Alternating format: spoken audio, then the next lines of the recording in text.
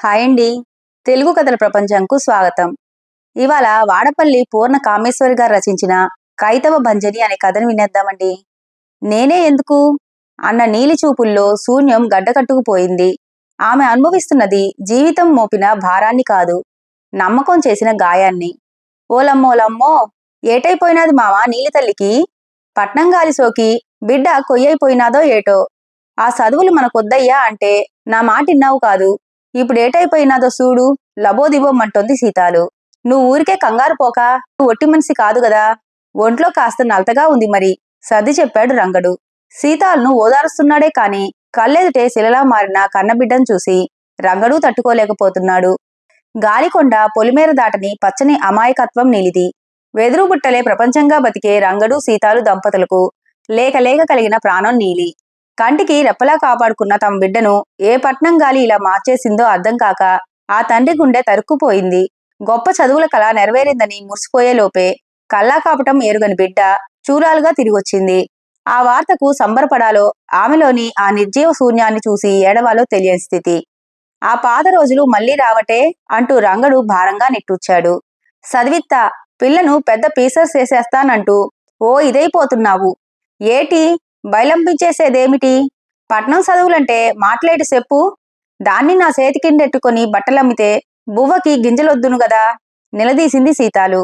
అలాగనకే సీతాలు, మన బతుకులిట్ట లోయలోనే ఇంకిపోవాలటే బడికెళ్ళి అది 2 ముక్కలు చదువుకుంటే రేపు మనము ప్రపంచాన్ని చూడవేటి, అప్పుడు కట్టాలన్నీ తీరిపోవేటి.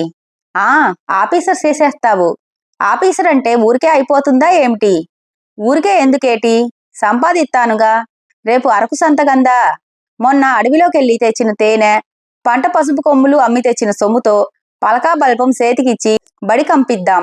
దాని చదువయ్యేదాకా అట్టాగేను అన్నాడు. అన్నట్టుగానే డిగ్రీ వరకు చదివించారు. ఇంత చదివించి ఇల్లిక్కడే కూకోబెడితే ఏమొత్తాది? పట్నం రాటుపోట్లకి నలిగితేనే గందా ఆఫీసర్ అంతటి పదవి చేతికొచ్చేది. దాన్ని పట్నం పంపించాల్సిందే నిశ్చయించుకున్నాడు రంగడు. నీలి తల్లి, నువ్వేటీ తెలియని పిచ్చిమా తల్లివి. అక్కడెట్టా నెగ్గుతావో ఏటో, జాగ్రత్తగుండు, కళ్ళొత్తుకుంటూ చెప్పి సాగనంపింది సీతాలు. హైదరాబాద్ మహానగరానికి బయలుపోతున్న నీలి తల్లికి ధైర్యం చెప్పాడు రంగడు. మంచి హాస్టల్ దొరికిందమ్మా. ఇక్కడ జ్యోతక్క అని మా హాస్టల్ను నడుపుతారు. ఆవిడ నన్నెంత బాగా చూసుకుంటారో తెలుసా? మీరేం బెంగ పెట్టుకోకండి. అమ్మతో ఫోన్లో మాట్లాడినంతసేపు జ్యోతి గురించే చెప్పింది నీలి. దాని మాట ఎంత తేటగుందేటి? పట్నం అంటే అదే మరి, మన మట్టి బతుకుల్లాగేటి, మురిసిపోయింది సీతాలు. దానికో చల్లని నీడ, సేదికి పని 2 దొరికేశాయి. ఆ గంగమ్మ తల్లికి సలవ చేస్తానని మొక్కుకున్నాను. ఏటి, ఇన్పించుకున్నావా లేదా అన్నది. ఇన్పించుకున్నాలేయే సీతాలు, అలాగే కానిద్దు మురిపెంగా అన్నాడు రంగడు. పెద్ద ఉద్యోగం సంపాదిస్తానంటూ పట్నం వచ్చిన నాకు తెలిసిన చోట ఇప్పించడమే కాక ఇక్కడ నిలదెక్కుకోవటానికి భాష, మంచి చెడు అన్నీ తోబుట్టువులా నేర్పుతున్నావు. నీ మేలు ఎన్నటికీ మర్చిపోనక్క.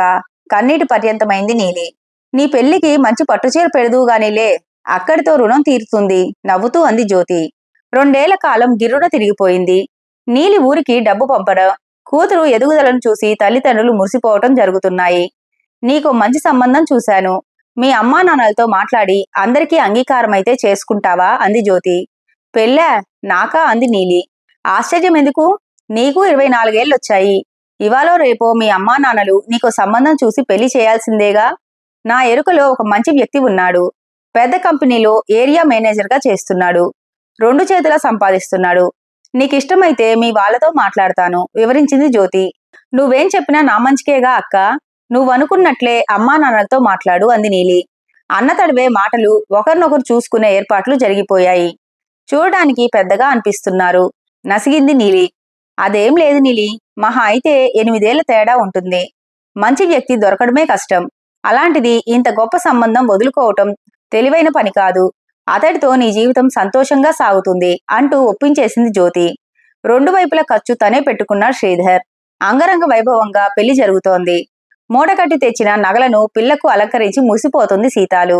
పెళ్లి చెయ్యాలంటే మాటలేటి, ఎంత లేసి పనులుంటాయి. మనకి భారం లేకుండా చేసినారు. అల్లుడు గారిని చూసి సంబరపడిపోతూ అన్నాడు రంగడు. శ్రీధర్ ఆఫీస్ అంతా పెళ్లికి వచ్చారు. ఆ వైభవం చూసి తల్లిదండ్రులు మురిసిపోయారు. ఏమైనా నీలి అదృష్టవంతురాలు మావా, మంచి కుటుంబంలో పడ్డాది. అల్లుడు కోరి పిన్ని బాబాయిలు కూడా ఎంతో ప్రేమగా చూస్తున్నారు అంది సీతాలు మురిపెంగా. అక్క, అక్క ఏది? ఎక్కడా కనిపించదే? అమ్మా నాన్నల తర్వాత జ్యోతక్క ఆశీర్వాదం తీసుకోవాలి ఆరాట పడిపోయింది నీలి. దగ్గరుండి అన్ని ఏర్పాట్లు చేసిన జ్యోతి పెళ్లిలో మాత్రం కనిపించకపోవటం నీలికి బాధ కలిగించింది. మన పెళ్లి శుభ సందర్భంలో నీకు నేను ఇస్తున్న తొలి కానుక. కొత్త కాపురం కొత్త ఫ్లాట్లో ఆరంభించడం సంతోషమేగా? గోముగా అంటూ తాళాలు అందించాడు శ్రీధర్. ఒక్క సంతోషమేనా? పూర్తి సంతృప్తి కూడా. అక్కయ్య పుణ్యమా అని నాకన్నీ మంచిగానే జరిగాయి. ఈ హైదరాబాదు వాతావరణంలో ఎలా స్థిరపడతానో అని బెంగ పెట్టుకున్న సమయంలో జ్యోతక్క పరిచయం అవటం నేను ఏ జన్మలోనో చేసుకున్న సుకృతంగా భావిస్తున్నాను. అతడి గుండెలపైన ఒదిగిపోతూ అంది నీలి. 6 నెలల కాలం ఇట్టే తిరిగిపోయింది. ఏమండి, మీరు తండ్రి కాబోతున్నారు, భర్తతో శుభవార్త చెప్పింది నీలి. ఎంత చల్లటి వార్త చెప్పావు, నాకెంత సంతోషంగా ఉందో తెలుసా? ఎగిరి గంతేసినంత పని చేశాడు శ్రీధర్. వెంటనే డాక్టర్కి చూపించి అన్ని సౌకర్యాలు ఏర్పరిచాడు. రోజులు గడుస్తున్నాయి. నీలికి 4 నెలలు నిండాయి. శ్రీధర్ మున్పట్ల ఇంటికి రావట్లేదు. సాయంకాలాలు రాకపోవటం, ఆదివారాలు కూడా ఇంట్లో ఉండకపోవటం నీలిని బాధపెట్టసాగాయి. ఆలోచనల్లో పడింది నీలి. శ్రీధర్ మానేయమనగానే ఆ వేళ ఉద్యోగం మానేయకుండా ఉండాల్సింది. నన్ను కష్టపడవద్దంటున్నాడని భ్రమపడ్డాను. పొరపాటు చేశానా? అంతరాత్మను ప్రశ్నించుకుంది. వెంటనే శ్రీధర్ ఆఫీస్కి ఫోన్ చేసింది. హలో, ఎవరండి? నేను నీలి, మిసెస్ శ్రీధర్. సార్ ఆఫీస్లోనే ఉన్నారా అని అడిగింది. ఆయన ఎప్పుడో వెళ్ళిపోయారు. బహుశా ఆ ఇంటికెళ్ళుంటారు మేడం అంటూ బదులిచ్చాడు ప్యూన్. ఆ ఇల్లంటే? ఆశ్చర్యంగా అడిగింది నీలి.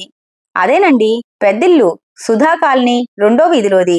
అక్కడికి ఫోన్ చేసి చూడండి చెప్పి పెట్టేశాడు.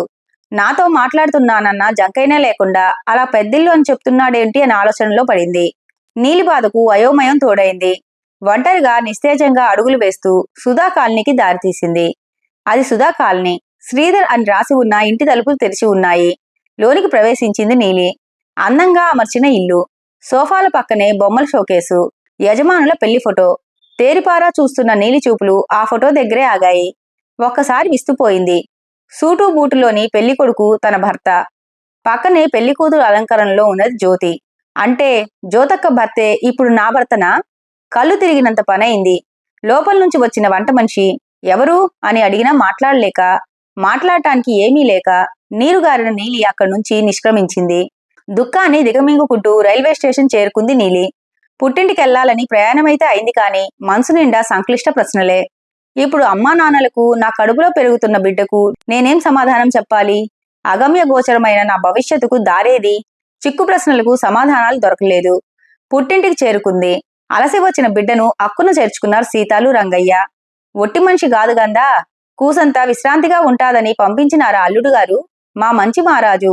గూడెల్లోలా పట్నాల్లో తేనెపట్టులా పెట్టమాంసాల నాజూకు తిండికి పీక్కుపోనాది. మురిసిపోతూనే బెంగపడింది సీతాలు. మోసపోయామన్న విషయం విని తల్లిదండ్రులు తట్టుకోలేరు. గుండె పగిలి చచ్చిపోతారు. అగ్నిపర్వతాన్ని తన గుండెల్లోనే మోసింది నీలి. ఎన్నో రాత్రులు నిద్రపట్టక నీరు కారిపోయింది. తీవ్ర ఆలోచనల్లోంచి తేరుకోవడానికి 4 రోజులు పట్టింది. వాస్తవంలోకి వచ్చింది. ఏదో మెరుపు మెరిసి కర్తవ్యం బోధపడింది. జ్యోతికి ఫోన్ చేసింది. అక్క, ఎందుకిలా చేశావు? నన్ను మోసం చేయాలని ఎందుకు అనిపించింది అని అడిగింది. ఇందులో మోసమేముంది? నీ గూడెం అందచందాలకి, చచ్చు తెలివితేటలకి ఇంతకన్నా మంచి సంబంధం వస్తుందా? నేను కాబట్టి నీకు ఇంత సాయం చేశాను. లేకపోతే అడుక్కు తినేవాడెవడో దొరికేవాడు కటువుగా అంది జ్యోతి. నేను చేసుకోబోతున్నది నీ భర్తనే అని నాకు చెప్పకపోవటం మోసం కాదా అక్క? అలా చేయటానికి నన్నే ఎందుకక్క ఎంచుకున్నావు అని అడిగింది. చూడు నీలి, ఇప్పుడు నీకు పోయిందేముంది? మీరిద్దరూ విడిగా ఉండి కాపురం చేస్తున్నారు. 20 ఏళ్లుగా మాకు పిల్లలు లేరు. కనుక ఆయన ద్వారా ఒక బిడ్డ ఉంటే బాగుంటుందన్న సమయంలో నువ్వు వచ్చావు. నీ అవసరం నాకు అవకాశం అయింది. ఇందులో నీకు జరిగిపోయిన నష్టమేమిటి? కాపురం చేయటం ఇష్టం లేకపోతే రేపు బిడ్డ పుట్టాక నీ దారిన నువ్వు వెళ్ళిపో తేల్చేసింది జ్యోతి. జరిగిన దాంట్లో నీ ఇష్టాలు, నీ అవసరాలే ఉన్నాయి. నిజం చెప్పి నా ఇష్టాన్ని అడిగావా అక్క? ఇంత కపటంగా ఎందుకు ఆడుకున్నావు? నేను ఫిర్యాదు చేస్తే ఏమవుతుందో ఆలోచించావా? ఎప్పుడూ అమాయకంగా మాట్లాడే నీలి తిరుగుబాటు ప్రశ్నకు జ్యోతి ముందు తడబడ్డా తరువాత రెచ్చిపోయింది. ఓ, అంతవరకు వచ్చిందా వ్యవహారం? ఏమంటున్నావు? ఫిర్యాదా? ఏమని ఇస్తావు? నువ్వే నా మొగుడిని వల్లో వేసుకుని పెళ్లి చేసుకున్నావని, నా కాపురంలో చిచ్చు పెట్టావని చెబుతాను. అలా కాదంటానికి నీ దగ్గర సాక్ష్యాలేవి? అందుకే ముందు జాగ్రత్తగానే మీ పెళ్లిలో నేనెక్కడా కనిపించలేదు. ఆఫీసు వాళ్ళంతా హాజరవటంతో నీ ఇష్టపూర్వకంగానే జరిగిందని రుజువు చేయిస్తాను. నువ్వేం చెప్పినా చెల్లదు. నోరు మూసుకొని పడుండకపోతే నష్టం నీకే. ఏం చేసుకుంటావో చేసుకో అంటూ ఈసడించింది జ్యోతి. చూడండి జ్యోతి గారు, నేను జిల్లా ఆదివాసీ హక్కుల పరిరక్షణ అధికారిని. మీరిప్పుడు మాట్లాడిన మాటలన్నీ రికార్డయ్యాయి. త్వరలో మీపైన చట్టరీత్యా చర్య తీసుకోవడం జరుగుతుంది. మోసం ఎవరిని చేసినా తప్పే.